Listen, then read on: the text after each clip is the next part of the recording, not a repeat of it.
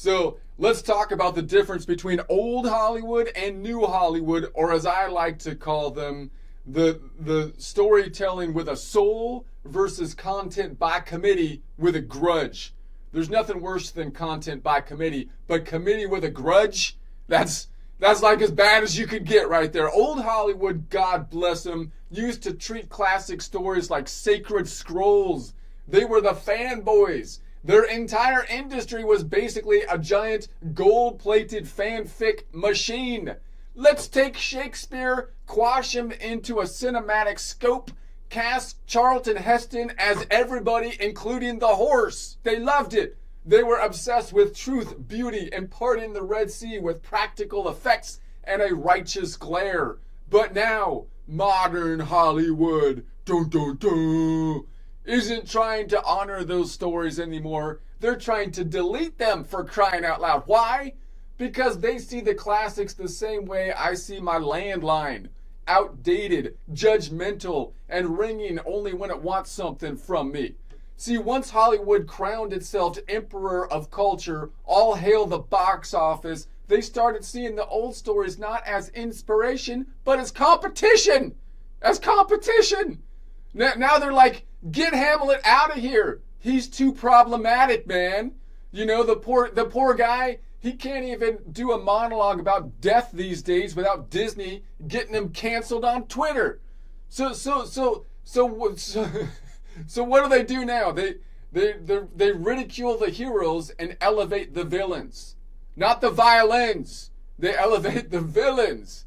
The sad music, the trauma points, the entire screenplays written like therapy intake forms. Instead of a hero's journey, we get a hero's shaming, for crying out loud. And instead of moral clarity, we get the moralization of cruelty, as long as it's done to the right group. So all brought to you by a blue-haired screenwriter with a cat named Karl Marx, for crying out loud. That's not good. If the screenwriter's got a cat named Karl Marx, find a different one. Okay, I don't care if they're in the union. I don't care. Find someone outside the union to write the story. But here's the thing. The strategy of killing the classics through deconstruction is doomed to fail. Yeah, I said it, it's doomed. Because life, contrary to Hollywood's group chat, isn't just subjective. There is such a thing as objective truth. I know people like to say that's not a thing anymore, but no. Morality isn't just a filter you snap on to a TikTok video. You can't Photoshop your way out of consequences. Try as they might, they can't cancel truth out of existence. The more they tighten the grip, the more imagination slips through their fingers.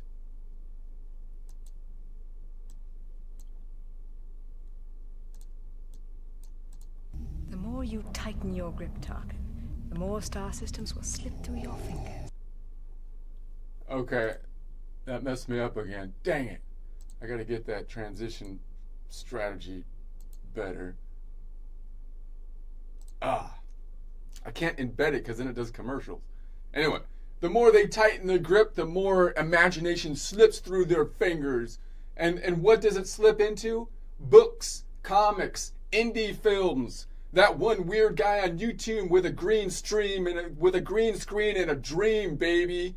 Eventually, people get hungry, not for reboots that have been corrupted beyond recognition, but for stories that actually feed the soul, not just the Disney Plus queue, for crying out loud. So yeah, maybe old Hollywood had flaws, but at least it knew what a story was. Meanwhile, new Hollywood only knows how to deconstruct what they don't understand.